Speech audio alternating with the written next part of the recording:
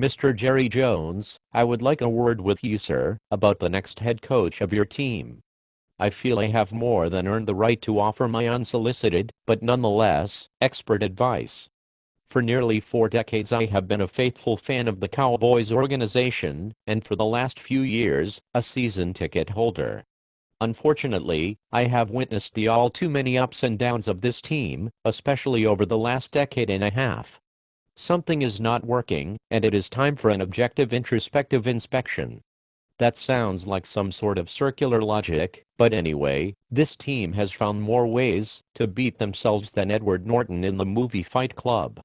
They have been penalized at the most ill-timed moments, even more than Tim Donaghy calling bogus fouls left and right while refereeing an NBA game and trying to ensure the point spread is covered. The fans deserve better, and I know you have said the same. For fans it is different than it is for you. Yes, we both want to win, but let's be honest. The bottom line for the ownership of the organization is money. For me, it is becoming more about whether I want to continue to invest my hopes and emotional state of mind on a team that I have no direct affiliation with. I have never lived in Texas and have never known anyone on the team or anyone in the organization. So why are they my favorite team? I don't know. Why have I spent countless hours reading about the team and watching the team? I don't know. Why have I spent tens of thousands of dollars on cowboy merchandise, memorabilia, and season tickets? I don't know. I have no good answer to these questions. I won't mention any names, but maybe it's because of that other team that I do live near in DC that wears those terribly outdated burgundy and gold-colored uniforms. That's enough of a reason to like the Cowboys all by itself, I guess. But I digress. Over the years you have proven you are willing to spend the necessary money to obtain quality players. Some of the previous coaching selections have left much to be desired. Actually, many of them sucked. I won't mention any other teams specifically, but I suppose the same can be said of that team in DC. I fully understand part of the coaching selection process has to be about fit for both you and the team. But I am asking that you perhaps consider going just a little outside of your comfort zone and select a coach that may want slightly more control of the team than you may be willing to share. Not that you have done this, but please resist the urge to treat the team like a fantasy league team, again not mentioning any specific examples of other teams, but like that team in DC has done for many years. Selecting a coach who has proven himself successful in the past is not a guarantee, but the chances of success are much greater than choosing a coordinator from some other rival team. Please remember that there are no good coaches on that team in DC, none. Please choose a coach who will bring proven coordinators with him, or has experience in developing internal staff. I won't mention any other teams specifically, but let's not simply put in place a family affair, like in DC. Oops. I forgot, there is some of that with the Cowboys team too. So let's also rid ourselves of the past Cowboy coaches who have merely been rotated to different position coaching roles. Time for doing all of these people favors should be over. For a fan, it is very frustrating, having zero control over these matters. So how about the usual suspects? First, let's not choose some college coach that's all the rave among the college ranks. There's just too much adjustment time needed for the transition. We need someone who can win now. And all former coaches who currently work on the NFL network are also not eligible. I won't mention any names, Brian Billick, but any former coaches working there who won a Super Bowl.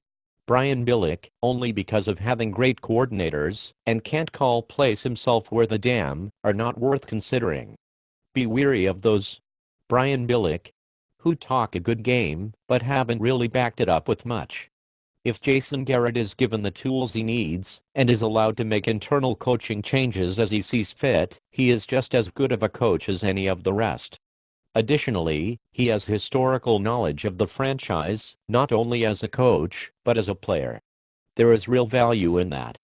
Maybe not with everyone in a situation like this, but in his case, I think it adds quite a bit.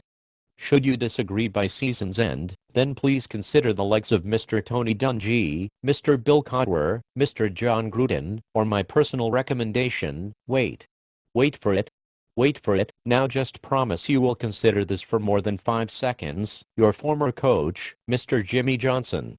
No, not the race car driver. You know, the one that helped build that dynasty in the mid-1980s? Yes, I know there were some issues.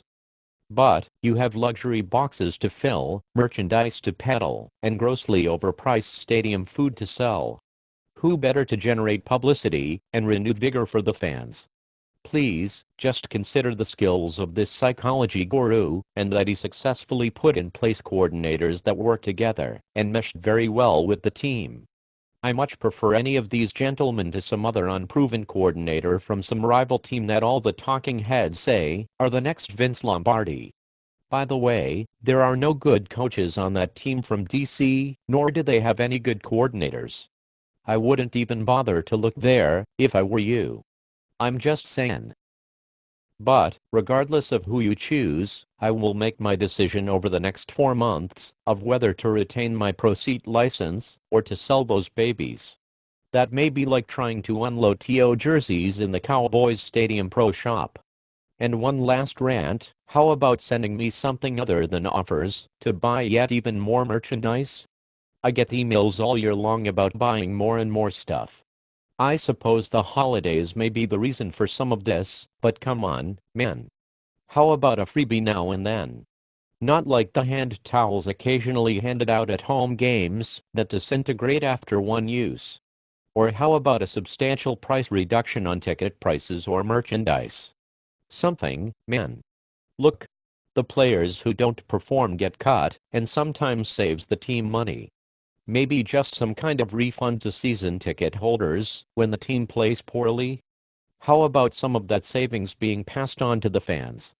I know it doesn't work that way. I guess it's like the airlines who raised the prices and started charging for checked baggage, blankets, pillows, lousy food, and preferred seats all because of increased fuel prices. Yes, I know, they buy bulk fuel based on projected prices a year out. But fuel prices came down and stabilized a long time ago, and yet the airlines never eliminated these bogus fees. I guess the NFL works the same way. Okay. I'm done ranting. But I'm also about done with this team and the money-making NFL. This is not about trying to attract attention or to have others join some protest movement and attempt some meaningless effort that goes nowhere. It's just one fan's sorrow with a team that consistently lets him down. Why do I keep subjecting myself to this? Guess I haven't taught myself quite enough of a lesson just yet. But I will be watching closely, Mr. Jones. Please choose your next coach carefully. I don't want to name names, but we can't afford to imitate the history of that team in DC of coaching failures one after another. I know there are no revelations in this movie.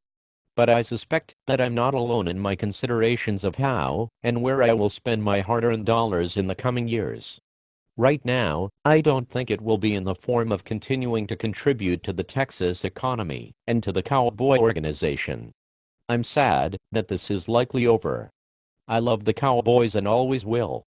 But in this relationship, as the great George Costanza more than once quipped in reverse order of reasoning, I have to say, it's you, not me, that is probably bringing this relationship to an end. Please, choose your next coach carefully.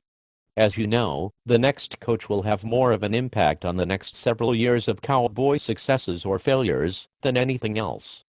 And be willing to go outside of your comfort zone, just a little, or maybe a lot. I'm just saying.